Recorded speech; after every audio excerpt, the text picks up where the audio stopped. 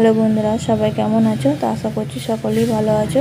Village cooking চ্যানেলে সকল বন্ধুকে জানাই স্বাগত। ভিলেজ কুকিং চ্যানেলের আজকের রেসিপি ব্রেড পকোড়া রেসিপি। তো বন্ধুরা, এই রেসিপিটা তোমরা বাচ্চাদের টিফিনে কিংবা সন্ধ্যে চা বা কফির সাথে খেতে পারো, খেতে ভীষণই ভালো লাগবে। চলো তাহলে বন্ধুরা, কিভাবে ঝটপট তৈরি করে ফেলবে আজকের এই ব্রেড পকোড়া রেসিপি, তা জানতে হলে প্রথম থেকে শেষ পর্যন্ত দেখতে হবে।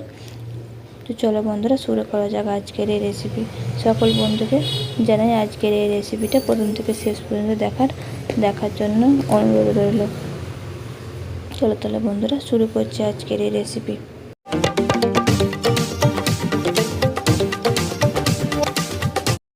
তো দেখো বন্ধুরা, এখানে আমি প্রথমে কিছুটা আলু সেদ্ধ করে নিয়েছি। আলুটা সেদ্ধ করে নেওয়ার পর এখানে আমি পাউরুটিগুলোকে এবার দিয়ে দেবো। তার জন্য এখানে আমি কিছুটা জল নিয়ে নিয়েছি।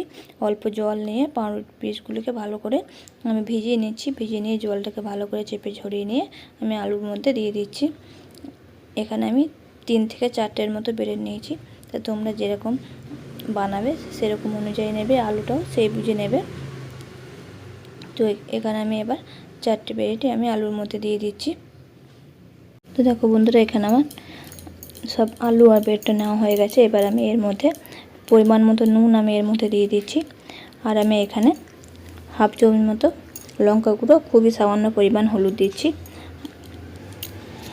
তো তোমরা দেখতেই পাচ্ছ বন্ধুরা, এখানে খুবই সামান্য আমি এখানে চিনি দিয়ে দিয়েছি। আর আমি এখানে একটা প্লেটের মধ্যে একটা ছোট করে কুচি কুচি করে কেটে নিয়েছি পেঁয়াজ, 2টো চেরা কাঁচা লঙ্কা, আর আমি এখানে কিছুটা ধনেপাতা কুচি করে নিয়ে আমি এর মধ্যে দিয়ে দিয়েছি।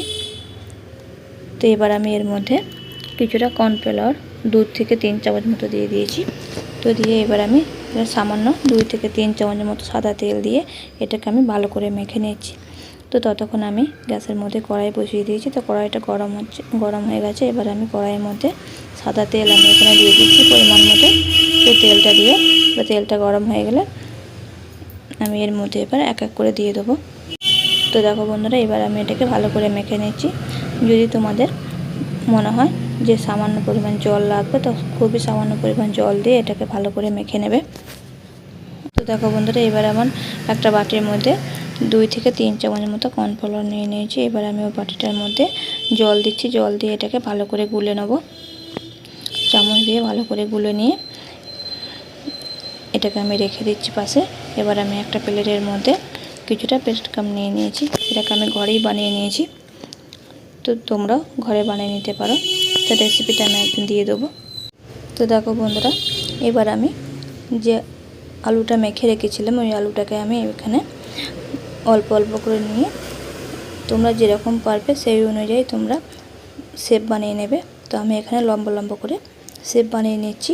তো দিয়ে আমি এখানে যে কর্নফ্লাওয়ারটা গুলে রেখেছিলাম ওর মধ্যে ডুবিয়ে আমি এবার ব্রেড ক্রামে এটাকে আমি ভালো করে কোট করে নিচ্ছি। কোট করে নিয়ে এটাকে আমি তেলের মধ্যে দিয়ে দেবো। তো সবগুলোকে আমি এক এক করে নেওয়ার পর তারপর আমি তেলের মধ্যে ভেজে নেব।